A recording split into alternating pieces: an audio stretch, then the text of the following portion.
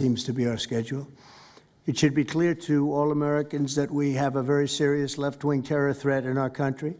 Radicals associated with the domestic terror group Antifa that you've heard a lot about lately, and I've heard a lot about them for 10 years. And other far-left extremists have been carrying out a campaign of violence against ICE agents and other officials charged with enforcing federal law.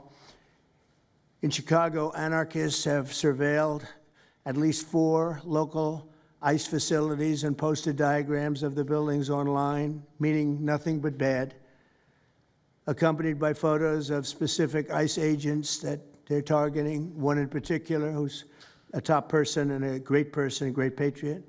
In July, approximately a dozen Antifa-aligned militants stormed the ICE facility in Texas and then lured officers out of the building before firing dozens of rounds at police. They were crazy, frankly, shooting one Texas officer in the neck.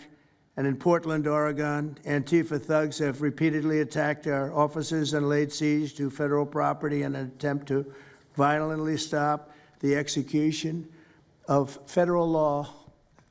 Everything we're doing is very lawful. What they're doing is not lawful. And what the governor and the mayor of, as an example, you could say of Portland, and you can say certainly of Chicago, it's not lawful what they're doing. They have to be very careful. In addition, 2 weeks ago, a radical left terrorist in Dallas conducted a sniper attack on a local ICE facility, killing 2 people and leaving behind a note that read, "Hopefully this will give ICE agents some real terror." That's bad. This attack came the very same month that Charlie Kirk was assassinated by a far-left extremist who inscribed the words, "Hey, fascist, catch," meaning catch the bullet, onto the bullet shelf itself. The epidemic of left-wing violence and Antifa-inspired terror has been escalating for nearly a decade.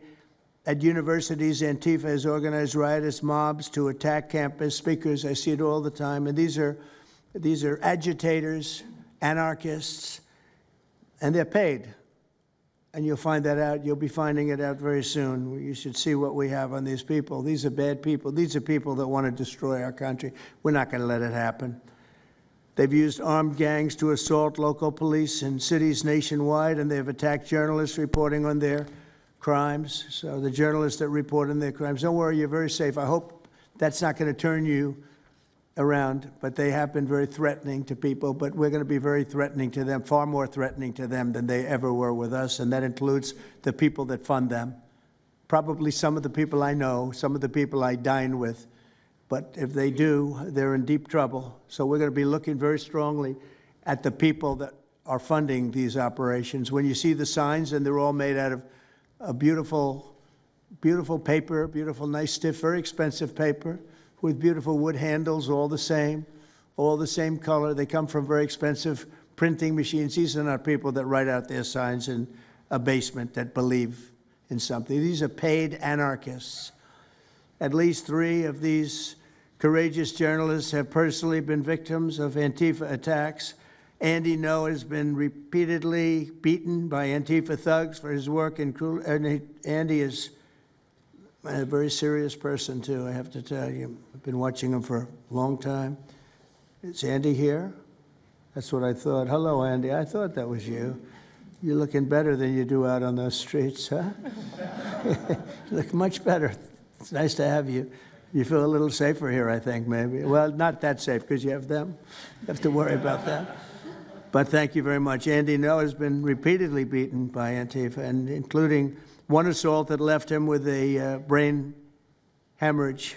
Only days ago, Nick Sortor was assaulted in Portland by a flag-burning mob, and we've made it 1-year penalty for inciting riots. We took the freedom of speech away because that's been through the courts, and the court said you have freedom of speech. But what has happened is when they burn a flag, it agitates and irritates crowds. I've never seen anything like it on both sides, and you end up with riots. So we're going on that basis. We're looking at it not from the freedom of speech, which I always felt strongly about, but never passed the courts.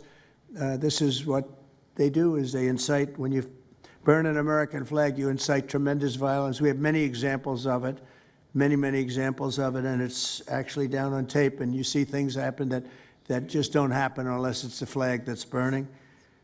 Very recently, Katie Davis Court was hit in the face with a flagpole in Portland by an Antifa radical, leaving her with a very black